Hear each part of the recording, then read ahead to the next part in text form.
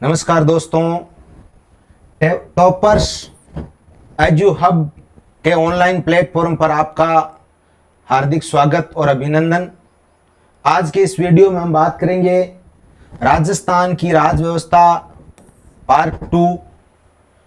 राजस्थान की राज व्यवस्था का part first toppers edu hub platform की जो यूट्यूब चैनल की जो प्लेलिस्ट है उसमें डाल रखा है, आप वहां से पढ़ सकते हैं। आज के इस सेशन को हम शुरुआत करने से पहले मैं कवि दुष्यंत कुमार जी की कुछ पंक्तियां आपके सामने शेयर करना चाहूंगा। हो गई है पीर पर्वत सी पिघलनी चाहिए, हो गई है पीर पर्वत सी पिघलनी चाहिए, इस हिमालय से कोई गंगा निकलनी चाहिए। सिर्फ हंगामा खड़ा करना मेरा मकसद नहीं, सारी कोशिश है कि ये सूरत बदलनी चाहिए। मेरे सीने में नहीं तो आपके सीने में सही, मेरे सीने में नहीं तो आपके सीने में सही। हो कहीं भी आग लेकिन आग जलनी चाहिए, हो कहीं भी आग लेकिन आग जलनी चाहिए। दोस्तों, आज के इस सेशन को अपन शुरुआत करते हैं। अपना पहला क्वेश्चन है, राजस्थान के निम्न मुख्यमंत्रियों में से कौन विधानसभा के अध्यक्ष पद पर भी रहे? यानी राजस्थान के ऐसे कौन से मुख्यमंत्री है जो राजस्थान की विधानसभा के अध्यक्ष भी बने? चलिए दोस्तों, मैं आपको बता देता हूं, राजस्थान के एकमात्र ऐसे सीएम रहे जो विधानसभा के अध्यक्ष बने। और एक खास बात और है, ये जो राजस्थान का जो वित्त आयोग है, वित्त आयोग के अध्यक्ष बनने वाले भी एकमात्र मुख्यमंत्री है। तो वो कौन है? हीरालाल जी देवपुरा। अपने इस क्वेश्चन का राइट आंसर हो जाएगा हीरालाल जी देवपुरा। तो इनकी खास बात क्या है, देखो आपको याद होगा, ये राजस्थान के सबसे कम समय तक, राजस्थान के सबसे कम समय तक जो मुख्यमंत्री रहे थे 1985 के अंदर, वो रहे थे हीरालाल जी देवपुरा। देखो, मुख्यमंत्री तो सबसे कम समय तक रहे थे, लेकिन इनके नाम ये दो खास उपलब्धियां हैं कि ये विधानसभा के अध्यक्ष भी रहे और ये वित्त आयोग जो सेकंड फाइनेंस कमीशन था उसके भी ये अध्यक्ष रहे थे। ये दोनों क्वेश्चन बड़े इंपॉर्टेंट है कि राजस्थान के ऐसे मुख्यमंत्री कौन थे जो विधानसभा के अध्यक्ष भी रहे या अपन कह सकते हैं वित्त आयोग के अध्यक्ष भी रहे। तो वो कौन थे? वो थे हीरालाल जी देवपुरा। चलिए, अपना ये पहला क्वेश्चन हो गया। मैं थोड़ा सा इन तीनों ऑप्शन के बारे में बता देता हूं। आपको पता है कि सबसे कम समय तक मुख्यमंत्री रहे थे हीरालाल जी देवपुरा, और सबसे अधिक समय तक मुख्यमंत्री कौन रहे थे? मोहनलाल जी सुखाड़िया। राजस्थान के 4 बार सीएम बने थे और 17 वर्ष से अधिक समय तक ये मुख्यमंत्री रहे थे। एक यहां ऑप्शन आ रखा है, देखो, टिक्काराम पालीवाल। ये आपको पता है राजस्थान के पहले जो निर्वाचित मुख्यमंत्री थे, राजस्थान के पहले जो निर्वाचित मुख्यमंत्री थे वो कौन थे? टिक्काराम जी पालीवाल। और यहां एक ऑप्शन आ रखा है जयनारायण जी व्यास। ये राजस्थान के ऐसे सीएम थे, जयनारायण जी व्यास, जो निर्वाचित भी थे प्लस मनोनीत भी थे। यानी ये भी अपने आप में, मैं कह सकता हूं, ये भी अपने आप में एकमात्र है। राजस्थान के ऐसे एकमात्र सीएम है जयनारायण जी व्यास जो निर्वाचित और मनोनीत ये दोनों बने थे। चलिए, मैं आपको यहां एक छोटा सा ट्रिक बताता हूं, बड़ा प्रसिद्ध है। जयनारायण जी जो व्यास है, इन्होंने 4 कृतियां लिखी थी, 4 पुस्तकें लिखी थी। तो अपन उनके बारे में ट्रिक्स लेकर आए हैं। अपना ट्रिक है, आप आते हैं। नॉर्मल सा शब्द है, आप आते हैं। यदि आपने यह शब्द याद कर लिया, यह ट्रिक याद कर लिया, तो जयनारायण व्यास की आप 4 कृतियां याद कर सकते हो। आप आते हैं, देखो यहां आ का मतलब है आगी बाण, आ का मतलब है आगी बाण। पे का मतलब है दोस्तों पीप, और इस पीप की खास बात क्या थी, ये अंग्रेजी में थी, ये अंग्रेजी में थी। और इस आ का मतलब है दोस्तों अखंड भारत, अखंड भारत। और ते का मतलब है तरुण राजस्थान, तरुण राजस्थान। इस तरुण राजस्थान का संबंध विजय सिंह जी पत्तिक से भी था, आपको ध्यान होगा। चलिए, तो जय नारायण जी व्यास की जो 4 कृतियां हैं, वो चारों कृतियां याद करने के लिए हमारे पास एक ट्रिक्स है। क्या ट्रिक है? आप आते हैं। अब देखो, आ का मतलब आगी बाण, चाहे आप इसका अखंड भारत ले लेना, इसका आगी बाण ले लेना, कोई फर्क नहीं पड़ेगा। पे का मतलब है पीप, जो कि खास बात है अंग्रेजी में लिखी गई थी। और ते का मतलब है तरुण राजस्थान। याद हो गया होगा आपको शायद। जय नारायण जी व्यास राजस्थान के एकमात्र ऐसे मुख्यमंत्री थे जो निर्वाचित भी थे और मनोनीत भी थे। चलिए, अपन नेक्स्ट क्वेश्चन की ओर बढ़ते हैं। हमारा अगला प्रश्न है, राजस्थान के एडवोकेट जनरल विधि सलाहकार होते हैं। मतलब एडवोकेट जनरल यानी महाधिवक्ता। अपन एडवोकेट जनरल का मतलब क्या ले सकते हैं? महाधिवक्ता। जिस प्रकार राज्य सरकार को विधि मामलों में, कानूनी मामलों में सहायता देने के लिए महाधिवक्ता होता है, सेम उसी प्रकार केंद्र सरकार को विधि संबंधी यानी कानूनी सहायता देने के लिए, सलाह देने के लिए होते हैं महान्यायवादी, जिनका संबंध है संविधान का अनुच्छेद 76। चलिए, तो यहां प्रश्न है कि राजस्थान के एडवोकेट जनरल किनको सलाह देते हैं विधि संबंधी? तो ये किनको सलाह देते हैं? एक है राज्यपाल, मुख्यमंत्री, राज्य सरकार और विधानसभा। तो दोस्तों, ये सलाह किसको देते हैं? राज्य सरकार को सलाह देते हैं। तो यह अपना क्वेश्चन हो गया। अब अपन थोड़ा सा इसके इर्द गिर्द जो क्वेश्चन बनते हैं, अपन उनके बारे में पढ़ लेते हैं। कि देखो, एक तो है कि जो ये विधि सलाहकार यानी महाधिवक्ता, या अपन बोल सकते हैं एडवोकेट जनरल, संविधान में किस अनुच्छेद में इनका वर्णन है? तो यह है संविधान के अनुच्छेद 165 में। और केंद्र सरकार को सहायता देने के लिए, मैंने अभी आप विधि संबंधी सहायता देने के लिए मैंने अभी एक शब्द बताया था, महान्यायवादी, महान्यायवादी। और इस महान्यायवादी शब्द का उल्लेख है संविधान के अनुच्छेद 76 में है, ध्यान रखना। चलिए, राजस्थान के पहले महाधिवक्ता कौन थे? एडवोकेट जनरल, वो थे जी.सी. कासलीवाल, जी.सी. कासलीवाल। और वर्तमान में कौन है भाई? वर्तमान में है दोस्तों राजेंद्र प्रसाद गुप्ता। वर्तमान में है राजेंद्र प्रसाद गुप्ता। तो ये 2 क्वेश्चन देखो, ऐसे याद कर लो कि राजस्थान के पहले महाधिवक्ता एडवोकेट जनरल कौन थे? जी.सी. कासलीवाल। और वर्तमान में कौन है आपके? राजेंद्र प्रसाद गुप्ता।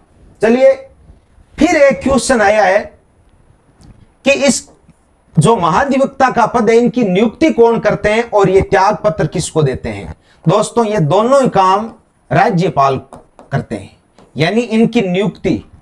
ऐसा नहीं है कि राज्यपाल अपनी इच्छा से महाधिवक्ता की नियुक्ति कर देंगे, नहीं। राज्यपाल नियुक्ति कैसे करते हैं? राज्य सरकार का जो मंत्रिमंडल होता है उसके परामर्श से। और महाधिवक्ता त्याग पत्र भी किसको देते हैं? महाधिवक्ता त्याग पत्र भी देते हैं राज्यपाल को। लेकिन यहां दोस्तों सबसे खास जो क्वेश्चन है, खास क्वेश्चन आपका यह है कि महाधिवक्ता का जो पद है, इसकी योग्यता क्या है? बहुत अच्छा प्रश्न है, इसकी योग्यता क्या है? देखो, इसकी योग्यता के बारे में इतना ही लिखा हुआ है कि इनकी योग्यता होती है, हाईकोर्ट के जो जज होते हैं, हाईकोर्ट के जज बनने की जो योग्यता है, वही योग्यता एडवोकेट जनरल की होती है। यानी हाईकोर्ट के जज बनने की योग्यता संविधान के अनुच्छेद 217 में है। क्या है? कि एक तो वह भारत का नागरिक हो, दूसरा वह कम से कम 10 वर्षों तक अधिवक्ता रह चुका हो। तो यह कि यह योग्यता महाधिवक्ता पद के लिए है। चलिए, क्वेश्चन आपके समझ में आ गया। एडवोकेट जनरल राज्य सरकार का विधि सलाहकार होता है। प्रथम कौन थे, वर्तमान में कौन है, संविधान के अनुच्छेद 165 में इसका वर्ण है। चलिए अब अपन आगे बढ़ते हैं अगले क्वेश्चन की ओर। अपना अगला क्वेश्चन है, राजस्थान के मुख्यमंत्रियों में से कौन भारत के उपराष्ट्रपति भी बने। बहुत अच्छा क्वेश्चन है। यानी राजस्थान के ऐसे कौन से मुख्यमंत्री थे जो भारत के उपराष्ट्रपति बने। तो आपको पता है कौन बने थे, भैरों सिंह जी शेखावत। और राजस्थान के ऐसे कौन से व्यक्तित्व हैं जो भारत के राष्ट्रपति बने, तो वो कौन थे, श्रीमती प्रतिभा देवी सिंह जी पाटिल। लेकिन यहां उपराष्ट्रपति भैरों सिंह जी शेखावत दोस्तों भारत के 11वें उपराष्ट्रपति बने थे। और भैरों सिंह जी की खास बात क्या है कि वो राजस्थान के 3 बार सीएम रह चुके थे। राजस्थान के 3 बार सीएम रह चुके हैं। कब कब, 1977 से 80 में रहे थे, और 1990 से 92 और 1993 से 1998 तक ये राजस्थान के 3 बार क्या रहे थे, सीएम रहे थे। और खास बात सुनिए, जो परीक्षा में आने लायक क्वेश्चन है वो मैं आपको बताता हूं। प्रश्न ऐसे आता है, राजस्थान के प्रथम गैर कांग्रेसी मुख्यमंत्री कौन थे। गैर कांग्रेसी, तो वो थे भैरों सिंह जी शेखावत, जो सबसे पहले जब 1977 में बने थे तो राजस्थान के पहले गैर कांग्रेसी मुख्यमंत्री थे। इस टाइप के प्रश्न आते हैं दोस्तों। राजस्थान के प्रथम गैर कांग्रेसी मुख्यमंत्री कौन थे, गैर कांग्रेसी विधानसभा के अध्यक्ष कौन थे, तो ये क्वेश्चन आप ध्यान रखना। गैर कांग्रेसी मुख्यमंत्री कौन थे, भैरों सिंह जी शेखावत। और आपको पता है भैरों सिंह जी शेखावत बाबू शाह के नाम से भी जाने जाते हैं। और इनकी खास एक उपलब्धि है, इन्होंने सन 1977 के अंदर, सन 1977 में जब वो प्रथम बार राजस्थान के मुख्यमंत्री बने थे, उस टाइम उन्होंने अंत्योदय योजना भी शुरू करी थी। चलिए ये आपका क्वेश्चन हो गया। और इन तीनों के बारे में मैंने आपको एक्सप्लेन पहले कर रखा है। अब अपने अगले क्वेश्चन की ओर चलते हैं।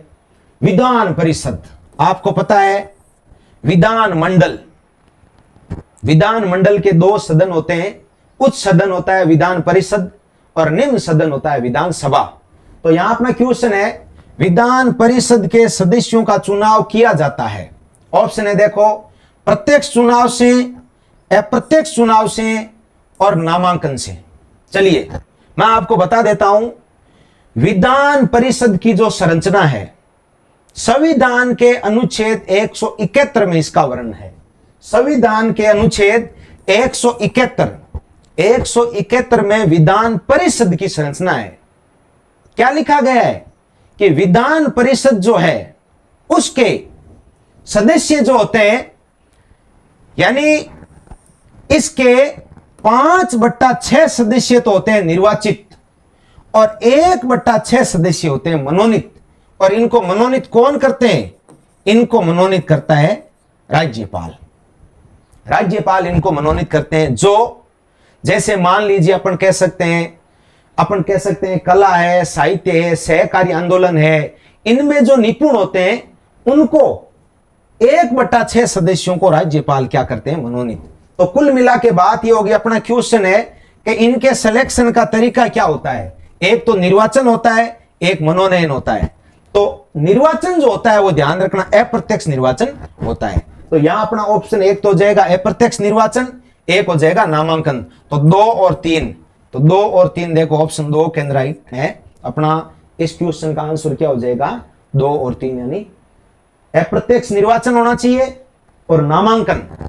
5/6 सदस्य, ध्यान रखना 5/6 सदस्य तो होते हैं निर्वाचित और 1/6 सदस्यों का क्या होता है, मनोनयन। और ऐसा संविधान के अनुच्छेद 171 के अंदर लिखा गया है। तो यह आपका एक क्वेश्चन हो गया, विधान परिषद के सदस्यों का जो सिलेक्शन होता है वो कैसे होता है। चलिए अपन आगे बढ़ते हैं। तो यहां देखो, विधान परिषद की संरचना, संविधान के अनुच्छेद 171 प्रावधान। हाँ, यहां मैं एक चीज बता देता हूं, यहां संरचना में अपना प्रश्न क्या है कि विधान परिषद में कितने सदस्य हो सकते हैं। ध्यान दीजिए, विधान परिषद में कितने सदस्य हो सकते हैं। तो संविधान में यह स्पष्ट लिखा हुआ है कि विधानसभा की जो कुल सीटें हैं उनके अधिकतम 1/3 सदस्य ही विधान परिषद के सदस्य हो सकते हैं, यानी और न्यूनतम सदस्य संख्या कितनी है? 40। चलिए अब मैं आपको एक क्वेश्चन बता रहा हूं, आप कमेंट बॉक्स में इसका उत्तर दीजिए। यदि राजस्थान में विधान परिषद होती या बन जाती है तो सदस्यों की अधिकतम संख्या कितनी होगी? राजस्थान में आपको पता है विधानसभा के सदस्यों की संख्या 200 है। अपना प्रश्न यह है यदि राजस्थान में विधान परिषद बन जाती है तो उसके सदस्यों की अधिकतम संख्या कितनी होगी? इसका आंसर आप कमेंट बॉक्स में लिखेंगे। चलिए अपन नेक्स्ट क्वेश्चन की ओर बढ़ते हैं। अपना क्वेश्चन है राजस्थान विधानसभा में प्रोटेम स्पीकर की नियुक्ति कौन करता है? मैं आपको बता देता हूं प्रोटेम स्पीकर कौन होते हैं। प्रोटेम स्पीकर का मतलब होता है अस्थायी अध्यक्ष। दोस्तों जब चुनाव होते हैं और नई नई विधानसभा बनती है उस टाइम जितने भी, जैसे अपन राजस्थान की बात करते हैं, जो 200 सदस्य निर्वाचित होकर जाते हैं उन 200 सदस्यों को शपथ दिलाने के लिए राज्यपाल महोदय क्या करते हैं? ऐसी परंपरा है कि जो विधानसभा का जो सबसे वरिष्ठतम सदस्य होता है उसको प्रोटेम स्पीकर बनाते हैं, उसको प्रोटेम स्पीकर बनाते हैं। जैसे अभी आपको पता है वर्तमान में कौन सी विधानसभा चल रही है? 16वीं विधानसभा के अंदर जो प्रोटेम स्पीकर बनाए गए थे वो बनाए गए थे कालीचरण सराफ को। अब उस प्रोटेम स्पीकर का काम क्या होता है? उसका काम होता है कि जो नए सदस्य निर्वाचित होकर आते हैं विधानसभा में उन सभी को क्या दिलाना? शपथ दिलाना। मेन उनका एक ही काम है। तो हमारा प्रश्न यह है कि प्रोटेम स्पीकर को नियुक्त कौन करता है? प्रोटेम स्पीकर को नियुक्त करते हैं दोस्तों राज्यपाल। तो अपना आंसर एक, ऑप्शन ए क्या हो जाएगा? राइट। अब अपन इसके बारे में थोड़ा सा पढ़ते हैं। हां, प्रोटेम स्पीकर के बारे में संविधान में कोई स्पष्ट उल्लेख नहीं है, मतलब ऐसा कहीं नहीं लिखा हुआ है संविधान में प्रोटेम स्पीकर। बस इतना लिखा हुआ है संविधान के अनुच्छेद 188 के अंदर, इतना लिखा हुआ है कि जो विधानसभा के सदस्य होते हैं उनको राज्यपाल या राज्यपाल द्वारा नामित व्यक्ति उन सभी सदस्यों को शपथ दिलाएगा। तो प्रोटेम स्पीकर भी आपको पता है विधानसभा का सदस्य होता है, तो इनको तो शपथ दिला देते हैं राज्यपाल, नियुक्त भी कर देते हैं राज्यपाल, और बाद में जितने भी सदस्य बचते हैं उन सभी सदस्यों को शपथ कौन दिलाते हैं? Pro tem speaker. तो इसका वर्णन संविधान के अनुच्छेद 188 में है। और अपने राजस्थान के पहले जो प्रोटेम स्पीकर थे वो कौन थे? संग्राम सिंह। और वर्तमान में मैंने अभी आपको बताया कौन थे। अभी आपको पता है 16वीं विधानसभा चल रही है तो कौन थे? कालीचरण सराफ। कालीचरण सराफ। और एक क्वेश्चन यहां अपने आया है कि इनका मुख्य काम क्या होता है? प्रोटेम स्पीकर का मुख्य काम क्या होता है? इनका मुख्य काम होता है जो नवनिर्वाचित एमएलए होते हैं, मेंबर ऑफ लेजिस्लेटिव असेंबली यानी विधानसभा के सदस्य, उन सभी को क्या दिलाना? शपथ दिलाना इसका मुख्य काम होता है। और एक क्वेश्चन देखो यहां पूछा हुआ है, अब तक राजस्थान में सर्वाधिक बार प्रोटेम स्पीकर कौन बने? तो वो है दोस्तों पूनम चंद बिश्नोई। पूनम चंद बिश्नोई ये राजस्थान में अब तक सर्वाधिक बार क्या बने हैं? Pro tem speaker. तो अपना एक क्वेश्चन क्लियर हो गया है।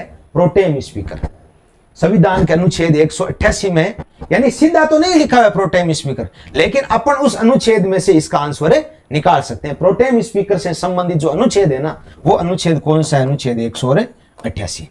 चलिए नेक्स्ट क्वेश्चन की ओर बढ़ते हैं। देखें, हां, अगला प्रश्न है राज्य विधान परिषद। अभी मैंने आपको बताया था विधान परिषद की संरचना संविधान का अनुच्छेद 171। राज्य विधान परिषद में राज्यपाल द्वारा कितने सदस्यों को मनोनीत किया जाता है? कितने सदस्य मनोनीत किए जाते हैं? अभी आपको मैंने बताया था कि भाई 5/6 सदस्य तो निर्वाचित होते हैं और 1/6 सदस्य क्या होते हैं? मनोनीत होते हैं। तो इस क्वेश्चन का आंसर क्या हो जाएगा? 1/6 सदस्य।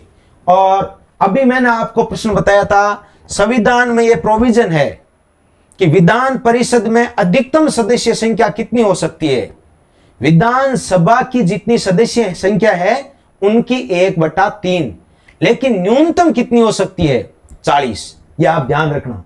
तो आपका क्वेश्चन अभी मैंने आपको बताया था, पीछे एक ऐसा ही प्रश्न आया हुआ था, यदि राजस्थान में विधान परिषद होती तो अधिकतम सदस्यों की संख्या कितनी होती? तो यह आप यहां निकाल सकते हो कि राजस्थान में विधानसभा की सदस्य संख्या कितनी है?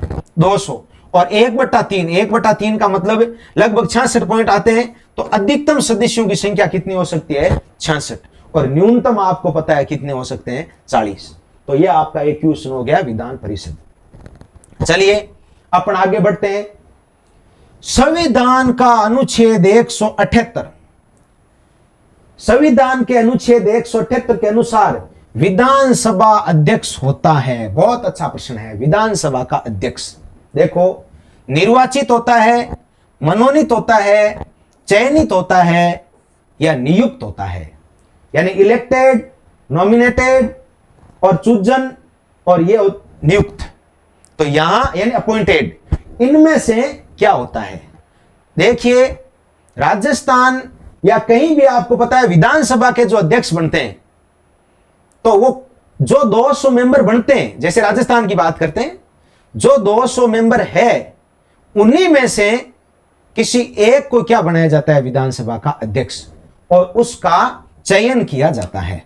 नहीं तो वो कोई निर्वाचित होते हैं, मनोनीत होते हैं, नियुक्त होते हैं, बल्कि चयन उनका किया जाता है। तो विधानसभा का अध्यक्ष संविधान के किस अनुच्छेद में वर्णन है? 178 में। और आपको पता है राजस्थान के पहले विधानसभा अध्यक्ष कौन थे? वो थे नरोत्तम लाल जी जोशी, नरोत्तम लाल जोशी। और वर्तमान में कौन है? वर्तमान में आपको पता है वासुदेव देवनानी। वासुदेव देवनानी वर्तमान में क्या है? विधानसभा के अध्यक्ष, जो पिछली बीजेपी की सरकार में राजस्थान के शिक्षा मंत्री भी थे। हां, फिर है राजस्थान की पहली महिला विधानसभा अध्यक्ष कौन थी? सुमित्रा सिंह। सुमित्रा सिंह जिस टाइम सबसे पहले राजस्थान की मुख्यमंत्री वसुंधरा जी बनी थी, उस टाइम विधानसभा अध्यक्ष कौन थे? सुमित्रा सिंह।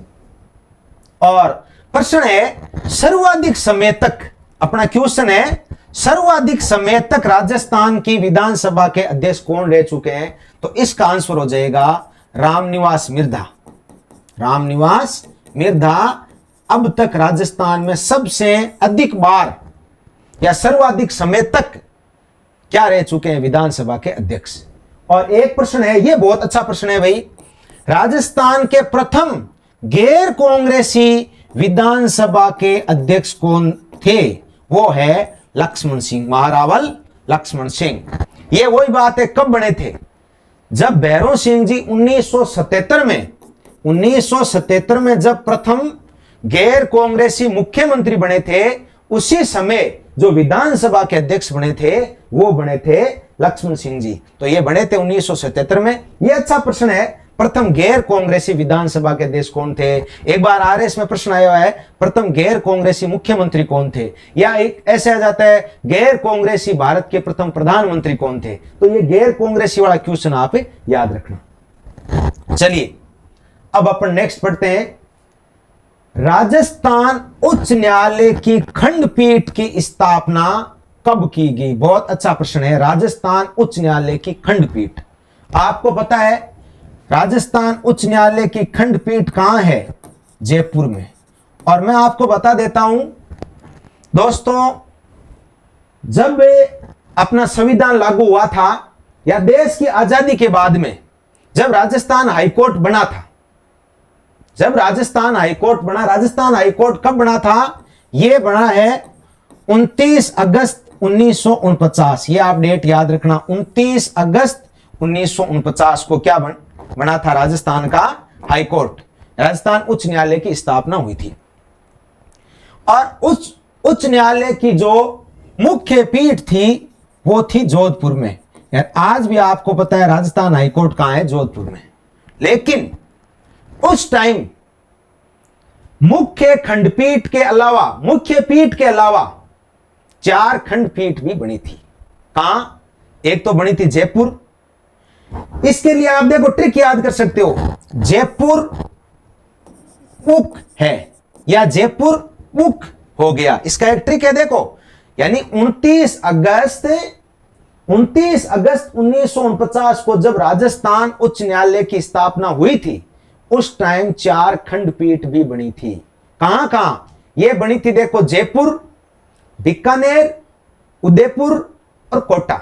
इसका एक मैंने ट्रिक बता दिया, देखो जयपुर बुक हो गया, जयपुर बुक हो गया। जयपुर का मतलब जयपुर, बी का मतलब है दोस्तों बीकानेर, बी का मतलब है बीकानेर, यू का मतलब है उदयपुर, उदयपुर, और के का मतलब है कोटा।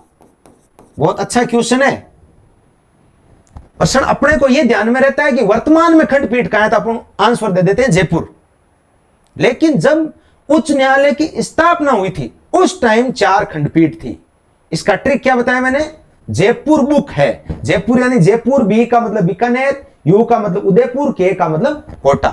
इन 4 जगहों पर खंडपीठ बनी थी और एक बनी थी मुख्य पीठ। लेकिन तो यहां देखो खंडपीठ कितनी बन गई? 4।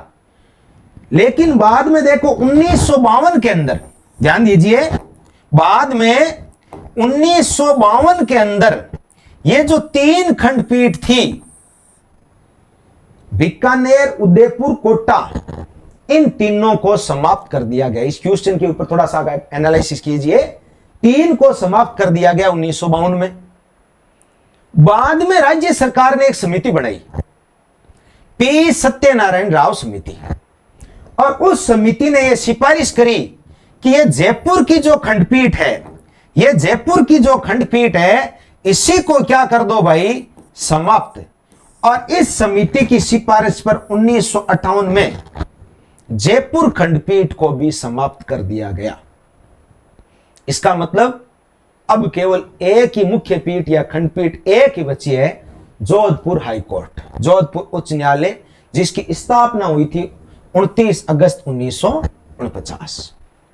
लेकिन जयपुर खंडपीठ को जब समाप्त किया गया था तो पूरे राज्य में काफी बवाल भी हुआ था। तो सरकार ने वापस उसके ऊपर मंथन शुरू किया और 1976 के अंदर राजस्थान उच्च न्यायालय का आदेश आया 1976 में। इस आदेश के तहत जयपुर की जो खंडपीठ थी उसको पुनः शुरू कर दिया गया। देखो, आदेश तो दिसंबर 76 में आ गया था, दिसंबर 1976, लेकिन जयपुर की इस खंडपीठ ने पुनः काम करना शुरू किया था 31 जनवरी 1977 को। तो यहां आप ध्यान दीजिए, इसका राइट आंसर क्या हो जाएगा? 31 जनवरी 1977।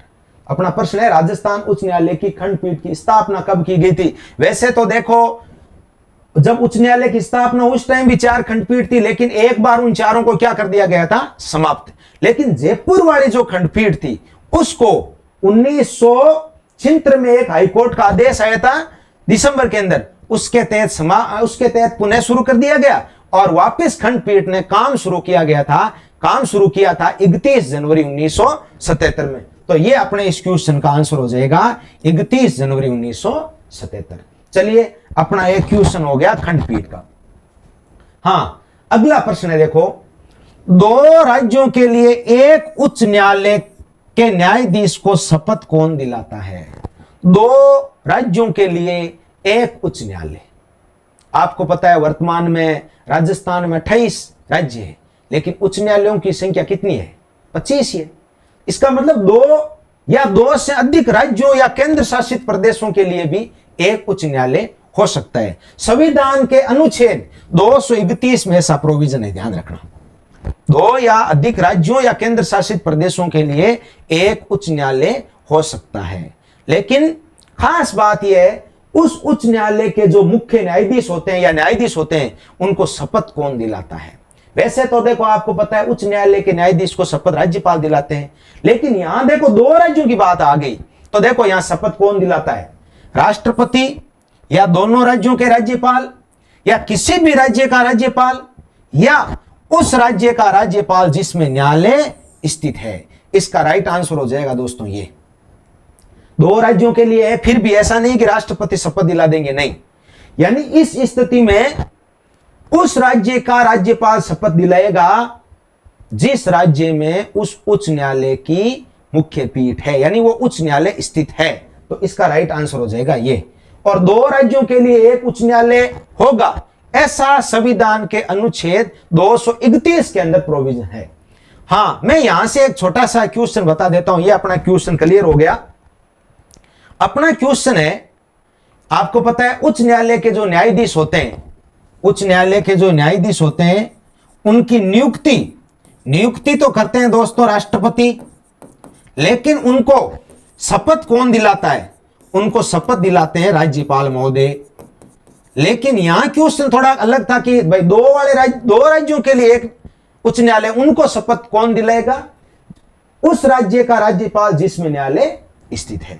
तो उच्च न्यायालय के न्यायाधीश की नियुक्ति राष्ट्रपति करते हैं, शपथ कौन दिलाते हैं? राज्यपाल। तो अपना देखो यहां क्वेश्चन यह है कि इनके वेतन भत्तों का निर्धारण कहां होता है, या वेतन भत्ता जो है कहां निहित होता है, या कहां से दिया जाता है? उच्च न्यायालय, बहुत अच्छा क्वेश्चन बता रहा हूं, उच्च न्यायालय के न्यायाधीश प्लस में एक क्वेश्चन और बता देता हूं, उच्च न्यायालय के न्यायाधीश प्लस राज्यपाल। ये 2 प्रश्न है, राज्यपाल और हाईकोर्ट के जज। इनका जो वेतन भत्ता है ना, वेतन भत्ता तो दोस्तों राज्य की संचित निधि पर भारित होते हैं, राज्य की संचित निधि पर भारित होते हैं। लेकिन इनकी जो पेंशन है, पेंशन का मतलब मान लो इनका रिटायरमेंट हो गया, इनकी पेंशन जो है वो भारत सरकार की संचित निधि पर भारित होती है, यानी संचित निधि से दी जाती है। देखो प्रश्न अलग नहीं हो गया क्या? बहुत ही अच्छा क्वेश्चन है ये, कि है तो राज्य का राज्यपाल, उच्च न्यायालय का न्यायाधीश, लेकिन उनकी पेंशन, ध्यान दीजिए, भारत सरकार की संचित निधि से दी जाती है। यह बहुत अच्छा प्रश्न है। तो इस क्वेश्चन का अपना राइट आंसर हो जाएगा उस राज्य का राज्यपाल जिसमें न्यायालय स्थित है। यह प्रश्न ध्यान रखना, 2 शब्द बता रहा हूं, एक तो राज्यपाल, एक उच्च न्यायालय के न्यायाधीश। उनको जो वेतन भत्ता मिलता है वो तो उस राज्य की संचित निधि से मिलते हैं, लेकिन जो उनकी पेंशन होती है वो भारत सरकार की संचित निधि पर भारित होती है, यानी भारत सरकार की संचित निधि से दी जाती है। चलिए नेक्स्ट क्वेश्चन पढ़ते हैं अपन। संविधान के अनुच्छेद 213 के अनुसार राज्यपाल का अध्यादेश करने का अधिकार है। हां, अध्यादेश, ऑर्डिनेंस। आपको पता है राष्ट्रपति संविधान के अनुच्छेद 123 के तहत अध्यादेश जारी कर सकते हैं, और राज्यपाल 213 के तहत अध्यादेश जारी करते हैं। आपको पता है अध्यादेश क्या होता है दोस्तों? जब विधानमंडल का कोई भी सदन, यानी विधान परिषद या विधानसभा यानी कार्यशील नहीं हो, या सदन नहीं चल रहा है और अचानक कोई कानून बनाने की आवश्यकता हो गई, उस टाइम राज्यपाल 213 के तहत, अनुच्छेद 213 के तहत क्या जारी करते हैं? अध्यादेश जारी करते हैं। अध्यादेश एक प्रकार का कानून है, लेकिन फर्क इतना है, उस कानून की जो अधिकतम अवधि है, उस कानून की जो अधिकतम अवधि है वो है दोस्तों 6 माह है। 6 माह। मैं यहां एक क्वेश्चन आपको और बताऊंगा। चलिए, तो प्रश्न अपना यह है कि अनुच्छेद 213 के अनुसार राज्यपाल का अध्यादेश जारी करने का अधिकार है संविवेकीय, कार्यपालिकीय, केंद्र सरकार के परामर्श से, राज्य के मंत्रिमंडल के परामर्श से। वही बात है, आपको पता है राज्यपाल और राष्ट्रपति की संविवेकीय शक्तियां बहुत कम होती है। वो लगभग सारे के सारे काम किससे करते हैं?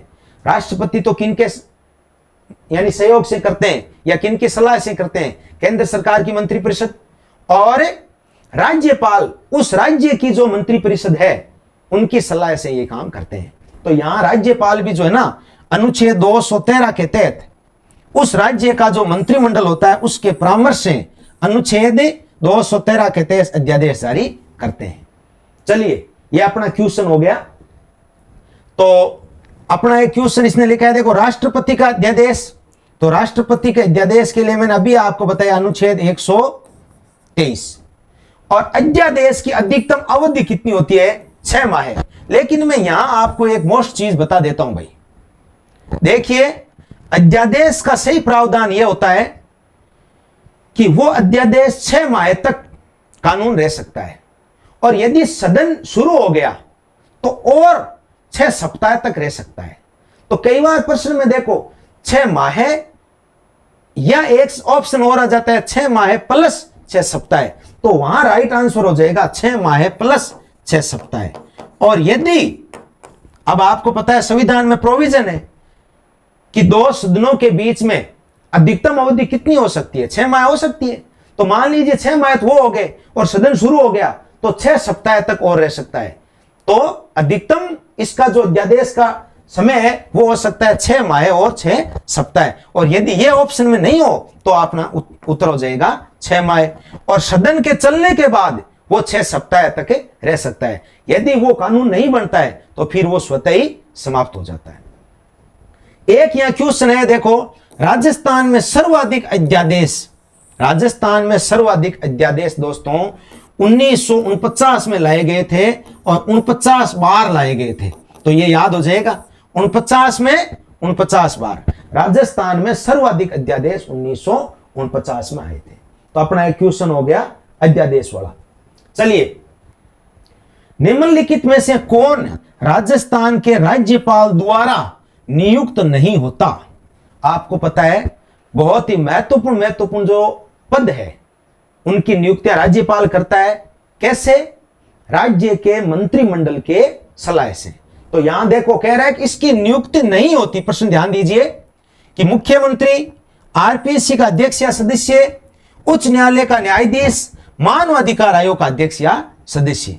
आपको पता है मुख्यमंत्री की नियुक्ति राज्यपाल करते हैं, आरपीएससी का चाहे अध्यक्ष हो या सदस्य हो इनकी नियुक्ति राज्यपाल करते हैं। यहां अभी उच्च न्यायालय का न्यायाधीश, अभी मैंने बताया था उच्च न्यायालय के न्यायाधीश की नियुक्ति तो करते हैं राज्यपाल नहीं, राष्ट्रपति, लेकिन इनको शपथ कौन दिलाता है? शपथ दिलाता है राज्यपाल। तो यहां तो प्रश्न है नियुक्ति, तो यहां उच्च न्यायालय के न्यायाधीश की जो नियुक्ति होती है वो नियुक्ति कौन करते हैं? वो नियुक्ति करते हैं दोस्तों राष्ट्रपति।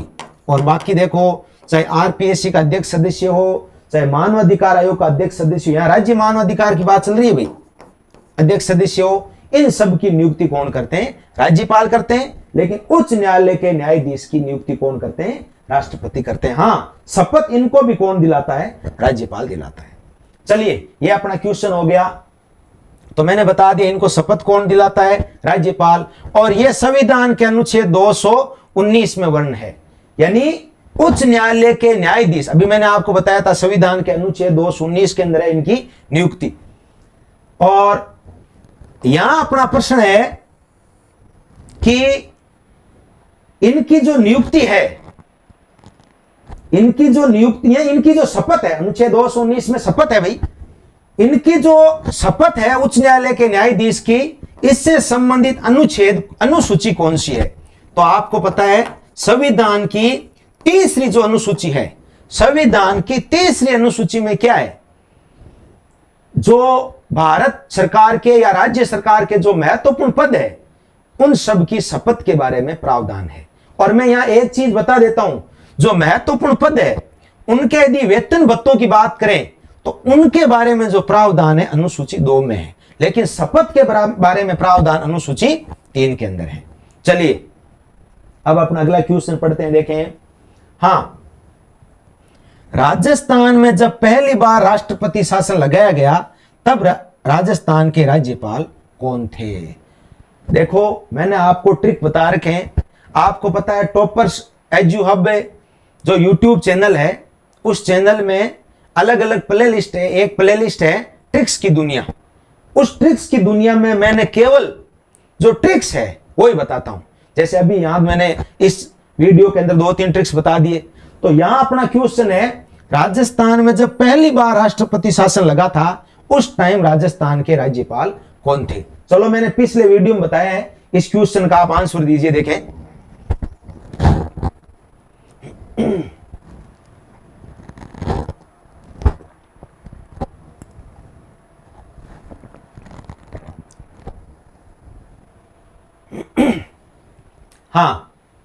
तो देखो, राजस्थान में जो राज्यपाल थे उनके लिए मैंने आपको एक ट्रिक बताने का है कि संपूर्ण त्याग करने से तिलक को चैन मिला।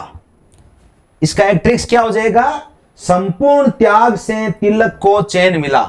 संपूर्ण का मतलब संपूर्णानंद, त्याग वेद प्याल त्यागी, तिलक रघुकुल तिलक, और चैन एम चैना रेड्डी। तो यहां इसका आंसर क्या हो जाएगा? देखो, पहली बार पूछा है तो पहली बार संपूर्ण का मतलब है संपूर्णानंद, तो यहां आंसर हो जाएगा संपूर्णानंद। और ये चारों टाइम जो राज्यपाल रहे थे उनके बारे में मैंने ट्रिक्स बता रखा है। और कमेंट बॉक्स में आप एक आंसर दीजिए, मैंने आपको क्या ट्रिक्स बता रखा है। राजस्थान में 4 बार राष्ट्रपति शासन लग चुका है, तो उन चारों टाइम मुख्यमंत्री कौन थे उनके नाम बताइए, और इसका मैंने आपको ट्रिक्स बता रखा है, वो ट्रिक्स आप कमेंट बॉक्स में बताइए। चलिए, तो प्रश्न अपना ये कितनी बार लग चुका है? 4 बार। और मैंने आपको ट्रिक्स बता दिया, संपूर्ण त्याग करने से तिलक को चैन मिला। पहली बार संपूर्णानंद, दूसरा वेदपाल त्यागी, तीसरी बार रघुकुल तिलक, और एम चेन्ना स्वामी रेड्डी, ये चौथी बार क्या थे? राज्यपाल थे। चलिए, नेक्स्ट क्वेश्चन है न्यायाधीशों की नियुक्ति की कॉलेजियम प्रणाली का आरंभ किस वर्ष हुआ था? तो आप देखिए, यहां शॉर्ट में समझिए, ये कॉलेजियम प्रणाली क्या होती है। यानी सुप्रीम कोर्ट और हाई कोर्ट, इनके जो न्यायाधीश होते हैं, उन न्यायाधीशों की जो नियुक्ति होती है, उन न्यायाधीशों की नियुक्ति, आपको पता है इनकी नियुक्ति कौन करते हैं? इनकी नियुक्ति करते हैं राष्ट्रपति। लेकिन राष्ट्रपति ऐसा नहीं है कि स्वविवेक से कर देंगे, नहीं, राष्ट्रपति इनकी नियुक्ति इस कॉलेजियम की सिफारिश से करते हैं। बात है कि यह कॉलेजियम क्या है दोस्तों? कॉलेजियम का मतलब यह है कि इसमें एक तो सुप्रीम कोर्ट के चीफ जस्टिस यानी मुख्य न्यायाधीश और 4 अन्य न्यायाधीश, सुप्रीम कोर्ट के टोटल 5 न्यायाधीश की एक, मैं कह सकता हूं, एक समिति है जिनका नाम दे दिया कॉलेजियम प्रणाली। सुप्रीम कोर्ट के एक तो हो गए मुख्य न्यायाधीश, 4 हो गए अन्य न्यायाधीश। उन 5 न्यायाधीशों से मिलकर एक समिति बनाई गई है, एक समूह बनाया गया है, जिसका नाम क्या दिया गया है? कॉलेजियम प्रणाली। तो राष्ट्रपति आपको पता है कि इनकी नियुक्ति करते हैं, लेकिन नियुक्ति राष्ट्रपति किन की सिफारिश से करते हैं? कॉलेजियम की सिफारिश से करते हैं। और ये कॉलेजियम भारत में देखो, आपको पता है न्यायाधीशों की नियुक्ति, यहां राज्य के न्यायाधीशों की बात चल रही है, हाईकोर्ट के न्यायाधीशों की बात चल रही है। नियुक्ति के बारे में अभी आपको बताया संविधान का अनुच्छेद 217, इनकी शपथ के बारे में अभी मैंने बताया था संविधान का अनुच्छेद 219। हाँ, इनकी नियुक्ति करते कौन है? इनकी नियुक्ति करते हैं दोस्तों राष्ट्रपति। और किसकी सिफारिश पर? कॉलेजियम की सिफारिश पर। और मैं आपको बता देता हूं कॉलेजियम प्रणाली अस्तित्व में कब आई थी। 2 केस याद रखना, एक तो है सेकंड जजेज केस जो 1993 में आए थे, उसमें यह सिफारिश की गई थी कि कॉलेजियम प्रणाली में एक तो होने चाहिए भारत के मुख्य न्यायाधीश और 2 होने चाहिए अन्य न्यायाधीश। और फिर आया एक थर्ड जजेज केस, सुप्रीम कोर्ट का है, उस केस वो आया था 1998 में, और उसमें यह निर्धारित हो गया कि कॉलेजियम में एक तो होंगे भारत के मुख्य न्यायाधीश और 4 होंगे अन्य न्यायाधीश। कुल मिला के 5 न्यायाधीशों का ये जो समूह है, ये रिकमेंड करते हैं कि किनको तो सुप्रीम कोर्ट में जज नियुक्त करना है और किनको हाई कोर्ट में जज नियुक्त करना है। यहां मुख्य की बात नहीं है, मुख्य और अन्य सब की नियुक्ति इसी प्रणाली के सिफारिश पर होती है। तो यहां प्रश्न है कॉलेजियम कब अस्तित्व में आई थी? 1984, 1993, 1994, 1995 में। तो यहां देख लो आप, सबसे पहले कब आरंभ हुई थी? 1993 में। तो अपना राइट आंसर क्या हो जाएगा? 1993 में। तो यह आपका एक क्वेश्चन हो गया कॉलेजियम प्रणाली। चलिए नेक्स्ट आगे बढ़ते हैं अपने, देखें। हाँ, उच्च न्यायालय के न्यायाधीशों के वेतन और भत्ते दिए जाते हैं। बहुत अच्छा क्वेश्चन है, वेरी वेरी इंपॉर्टेंट। इनका एक तो है वेतन भत्ता और एक बताया था अभी मैंने आपको पेंशन।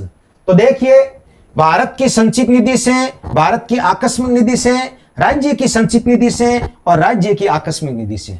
अभी मैंने आपको बताया था उच्च न्यायालय के न्यायाधीश, प्लस मैंने एक शब्द और जोड़ा था साथ में, राज्यपाल, इनका जो वेतन और भत्ता दिया जाता है वो तो दिया जाता है राज्य की संचित निधि से। तो इसका राइट आंसर क्या हो जाएगा, राज्य की संचित निधि। लेकिन इनकी जो पेंशन होती है, किस किस की, राज्यपाल और हाईकोर्ट के जज, इनकी पेंशन ध्यान रखना भारत की संचित निधि पर है, भारत की संचित निधि पर भारित होती है, यानी भारत की संचित निधि से दी जाती है। और यहां मैंने आपको एक क्वेश्चन और पूछा है कि वेतन भत्ते पेंशन इनका वर्णन किस अनुसूची में है, तो ध्यान रखना दोस्तों, संविधान की दूसरी अनुसूची में। आपको पता है संविधान में टोटल 12 अनुसूचियां हैं। मैं आपको इनका भी एक ट्रिक्स बताऊंगा, आप ट्रिक्स की दुनिया प्लेलिस्ट के टॉपिक में आप देख लीजिए। हाँ, संविधान की जो दूसरी अनुसूची है, उस दूसरी अनुसूची में जो महत्वपूर्ण पद है उनके वेतन भत्ते पेंशन इनके बारे में है। और तीसरी अनुसूची में आपको पता है शपथ के बारे में प्रावधान है। चलिए आगे पढ़ते हैं। निम्न में से किस अनुच्छेद के तहत उच्च न्यायालय की रिट जारी करने की शक्ति है? यानी आप इस वीडियो के अंदर आपने देखा होगा, मैंने राज्यपाल है, मुख्यमंत्री है, विधानमंडल है, महाधिवक्ता है, इसके अलावा उच्च न्यायालय है, जिला न्यायालय, अधीनस्थ न्यायालय है, उन सब के बारे में मैंने आपको बताया है। हाँ, उस हाईकोर्ट की रिट जारी करने की शक्ति, तो सबसे पहले तो मैं आपको बता देता हूं, सुप्रीम कोर्ट, सुप्रीम कोर्ट संविधान के अनुच्छेद 32 अनुच्छेद 32 के तहत रिट जारी कर सकता है। और हाईकोर्ट संविधान के अनुच्छेद 226 के तहत रिट जारी कर सकता है। अब बात आती है कि रिट जारी करना क्या होता है। ये देखिए, रिट जारी करना मैं कह सकता हूं सुप्रीम कोर्ट और हाईकोर्ट इनकी एक सविवेकीय शक्ति है। कई बार क्या होता है, मानव अधिकारों का उल्लंघन होता है, सरकार कोई ध्यान नहीं देती और न्यायपालिका को पता चल जाता है, तो न्यायपालिका अपने आप बिना याचिका दायर किए भी रिट जारी कर सकता है। तो यहां रिट जारी करने की जो शक्ति है सुप्रीम कोर्ट की तो है अनुच्छेद 32 और हाईकोर्ट की होती है अनुच्छेद 226। और ध्यान दीजिए, यहां कुल 5 प्रकार की रिट जारी की जा सकती है, 5 प्रकार की रिट जारी की सकती है। अब अपना एक ट्रिक है भाई, मैं यहां जो रिट से संबंधित प्रश्न है उसके बारे में आपको एक ट्रिक बता रहा हूं। नॉर्मल सा प्रश्न है, बंदे ऊपर प्रतिकार, उपकार नहीं, मैंने शब्द बोला है प्रतिकार, और ये कोई उपकार का विलोम शब्द नहीं है, उपकार का विलोम शब्द तो अपकार होता है। मैंने एक ट्रिक बताया है, बंदे ऊपर प्रतिकार। देखो ये ट्रिक हो गया। बंदे, बंदे का मतलब होता है दोस्तों बंदी प्रत्यक्षीकरण। ये रिट के प्रकार हैं, अभी मैंने बताया था आपको 5 प्रकार की रिट है, तो एक रिट है बंदी प्रत्यक्षीकरण। उत्प्रेषण, इसका होता है उत्प्रेषण। पर का मतलब होता है दोस्तों परमादेश, परमादेश। हम आदेश देते हैं कि हाईकोर्ट ये कहता है, हम आदेश देते हैं कि हां। प्रति का मतलब है, देखो प्रति, और एक है शब्द यहां कार। प्रति का मतलब होता है यहां पर प्रतिषेध। और अगला जो अपना एक टॉपिक है, प्रति का मतलब हो गया प्रतिषेध, और कार का मतलब है दोस्तों अधिकार प्रच्छा, अधिकार प्रच्छा। तो यहां देखो, हाईकोर्ट जो है, चाहे सुप्रीम कोर्ट हो चाहे हाईकोर्ट हो, टोटल कितने प्रकार की रिट जारी कर सकते हैं? 5 प्रकार के रिट जारी कर सकते हैं। सुप्रीम कोर्ट तो अनुच्छेद 32 के तहत और हाईकोर्ट अनुच्छेद 226 के तहत 5 प्रकार की रिट जारी कर सकते हैं। और उसका एक मैंने शानदार ट्रिक बताया, क्या? बंदे ऊपर प्रतिकार, याद रह जाएगा। बंदे का मतलब बंदी प्रत्यक्षीकरण, ऊपर ऊ का मतलब मैंने बताया उत्प्रेषण, और पर का मतलब बताया परमादेश, प्रति का मतलब प्रतिषेध, और कार का मतलब है अधिकार प्रच्छा। तो यह अपना क्वेश्चन हो गया, रिट जारी करने वाला क्वेश्चन। चलिए आगे पढ़ते हैं। हां, बहुत अच्छा प्रश्न है। जिला न्यायाधीश, जिला न्यायाधीश आपको पता है राज्य सरकार संविधान के भाग 6 में और अनुच्छेद अनुच्छेद 233 से अनुच्छेद 237 तक मैं बोल सकता हूं जिला न्यायालय के बारे में वर्णन है।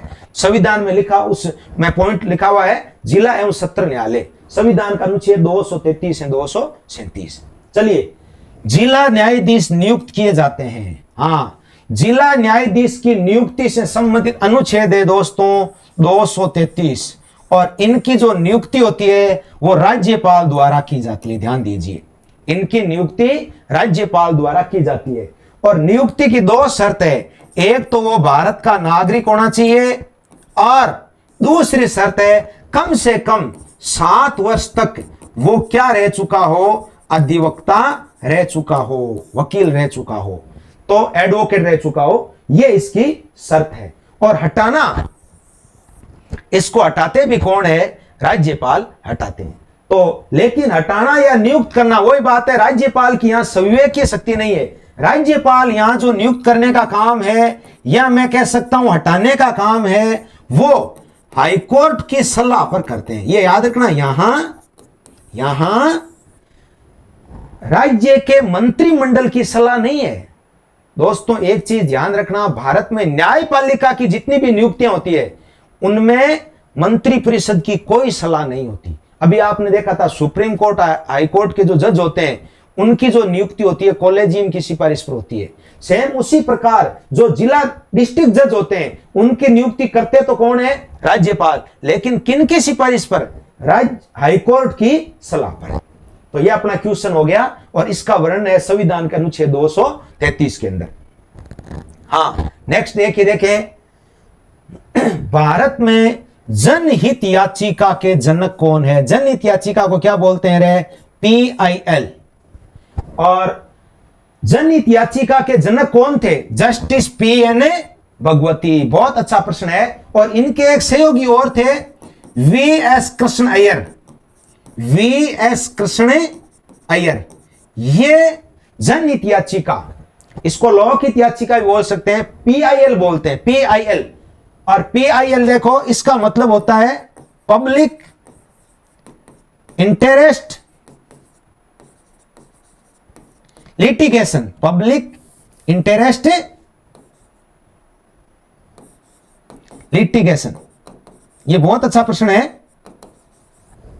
PIL का मतलब है पब्लिक इंटरेस्ट लिटिगेशन। लोकहित याचिका बोल दो, जनहित याचिका बोल दो। और यह खास बात है, यह केवल सुप्रीम कोर्ट और हाई कोर्ट में ही लगाई जा सकती है। जैसे अभी आपने प्रश्न पढ़ा था जिला न्यायालय, जिला न्यायालय में यह याचिका नहीं लगाई जा सकती। और बात यह है कि यह कब लगाई जा सकती है? कई बार क्या होता है, मानवाधिकार से संबंधित जो मामले होते हैं, यदि उन मामलों का उल्लंघन होता है तो यह याचिका लगाई जा सकती है। और इसके जनक कौन है? जस्टिस PN भगवती और VS कृष्ण अय्यर। यह आप ध्यान रखना। चलिए नेक्स्ट बढ़ते हैं। भारत में ग्राम न्यायालय, भारत में ग्राम न्यायालय की स्थापना कब हुई थी? ग्राम न्यायालय की स्थापना हुई थी दोस्तों भारत में 2009 के अंदर, यानी 2 अक्टूबर 2009 के अंदर। और यहां देखो मैंने ऑप्शन कुछ ऐसे दिए हैं, एक है 12 अक्टूबर 2005। आपको याद 12 अक्टूबर नाम आते दिमाग में आ जाना चाहिए। क्या 12 अक्टूबर 2005 को क्या हुआ था? सूचना का अधिकार, सूचना का अधिकार। और एक यहां ऑप्शन मैंने और दिया है 14 नवंबर। तो आप इसके बारे में बताइए। देखें 14 नवंबर को राजस्थान में क्या महत्वपूर्ण काम हो रखा है? 14 नवंबर 2011 इस दिन लागू हुआ था राजस्थान लोक सेवा गारंटी अधिनियम। राजस्थान लोक सेवा गारंटी अधिनियम। तो यहां देखो, ये तो बहुत मोस्ट है। 12 अक्टूबर 2005 तो है सूचना का अधिकार, अजमेर की थी, आपको पता है अरुणा रॉय, उनके नेतृत्व में सूचना का अधिकार कानून बना था। और 14 नवंबर 2011 याद रखना, राजस्थान में लोक सेवा गारंटी अधिनियम कब लागू हुआ है? 14 नवंबर 2011 को। तो ग्राम न्यायालय की स्थापना हो गई है 2 अक्टूबर 2009। अब मैं आपको एक चीज बता देता हूं, ग्राम न्यायालय में जो न्यायाधीश होते हैं, ध्यान दीजिए, ग्राम न्यायालय में जो न्यायाधीश होते हैं उनकी नियुक्ति कौन करते हैं? उनकी नियुक्ति करते हैं दोस्तों राज्यपाल। ये ध्यान दीजिए, इनकी नियुक्ति कौन करते हैं? राज्यपाल। और ग्राम न्यायालय अधिकतम 2 वर्ष तक की सजा दे सकते हैं। तो यह आपका एक क्वेश्चन हो गया ग्राम न्यायालय की अवधारणा। चलिए अब अपन अगला क्वेश्चन पढ़ते हैं। हां, निम्न में से धन विधेयक के संबंध में सही नहीं है। देखो यहां नहीं छांटना आपको। धन विधेयक अपन यहां राज्य से संबंधित बात करते हैं। धन विधेयक के लिए आपको अनुच्छेद 2 याद होने चाहिए। एक तो अनुच्छेद 198 और एक अनुच्छेद 199। दो यानी संविधान का जो अनुच्छेद 198 है उसमें तो धन विधेयक की प्रक्रिया है, और सबसे मोस्ट है संविधान का अनुच्छेद 199। बहुत मोस्ट क्वेश्चन है। 99 के अंदर धन विधेयक की परिभाषा है। तो मैं आपको थोड़ा सा धन विधेयक के बारे में बता देता हूं। देखो, धन विधेयक की जो मुख्य शक्ति होती है वो विधानसभा अध्यक्ष के पास होती है। यानी धन विधेयक पर जो अंतिम निर्णय होता है विधानसभा अध्यक्ष का होता है। विधान परिषद केवल क्या कर सकती है? विधान परिषद केवल धन विधेयक को 14 दिन तक रोक सकती है। ऐसा नहीं है कि जो पारित हो गया उसको यानी असफल कर दे, नहीं, 14 दिन तक वो रोक सकती है। मान लीजिए कोई धन विधेयक है, विधानसभा ने पारित कर दिया और वो विधान परिषद में भेज दिया। सेम ऐसी की ऐसी बात मान लीजिए लोकसभा ने पारित कर दिया, राज्यसभा में भेज दिया। तो उधर राज्यसभा केंद्र में या राज्य में विधान परिषद केवल क्या कर सकती है? या तो उसके पास 2 ही ऑप्शन है, या तो उसे पास करो या उसे रोको। तो 14 दिन तक यदि उसने रोक लिया तो वो अपने आप ही विधान परिषद से पास ही माना जाता है। तो धन विधेयक के बारे में मैंने आपको बताया, यहां अंतिम निर्णय, यहां राज्य सरकार की बात चल रही है, तो अंतिम निर्णय होता है विधानसभा अध्यक्ष का, विधानसभा अध्यक्ष का। और खास बात है, धन विधेयक के बारे में संयुक्त अधिवेशन का कोई प्रावधान नहीं है।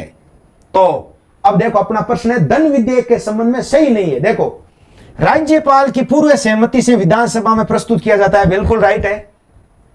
यह मंत्री के द्वारा पेश किया जाता है, ठीक है। 14 दिन पश्चात स्वतः ही पारित हो जाता है। विधानसभा का कोई भी सदस्य इसे पेश कर सकता है? नहीं, विधानसभा का कोई भी सदस्य इसे पेश नहीं कर सकता, केवल मंत्री या वित्त मंत्री इसे पेश कर सकते हैं। तो इसका प्रश्न सही नहीं है। तो यह आपका चौथा जो इसका ऑप्शन है वो गलत हो जाएगा। और धन विधेयक के बारे में आप 2 अनुच्छेद रट लेना, अनुच्छेद 198 और अनुच्छेद 199। 199 में धन विधेयक की परिभाषा है। चलिए अब अपन लास्ट क्वेश्चन पढ़ते हैं इस सेशन का। निम्न में से कौन सा अनुच्छेद असुमेलित है, यानी सही सुमेलित नहीं है? तो एक साइड में अनुच्छेद दे दिया और एक साइड में इनका संबंध दे दिया। अनुच्छेद 191, बहुत अच्छा प्रश्न है। 191 में दोस्तों विधानमंडल के जितने भी सदस्य हैं उनकी निरर्ता है, यानी एमएलए जो भी बनते हैं उनकी निरर्ताएं अनुच्छेद 191 में है। अनुच्छेद 195 में मैंने अभी आपको बताए थे विधानमंडल के सदस्यों के वेतन भत्ते, और मैंने आपको बताया था, आप कमेंट बॉक्स में बताइए, देखें इनके वेतन भत्ते संविधान की किस अनुसूची के तहत दिए जाते हैं। हां, फिर है संविधान का अनुच्छेद 199। 199 मैंने अभी बताया, 199 में क्या है? धन विधेयक की परिभाषा। देखो 198 में तो धन विधेयक की प्रक्रिया है, 198 में तो धन विधेयक की प्रक्रिया है, और 199 के अंदर क्या है? धन विधेयक की परिभाषा है। और अनुच्छेद 211 विनियोग विधेयक, हां यह गलत है दोस्तों। विनियोग विधेयक से संबंधित अनुच्छेद होता है 204। विनियोग विधेयक से संबंधित अनुच्छेद कौन सा है? 204। और 211 में क्या है?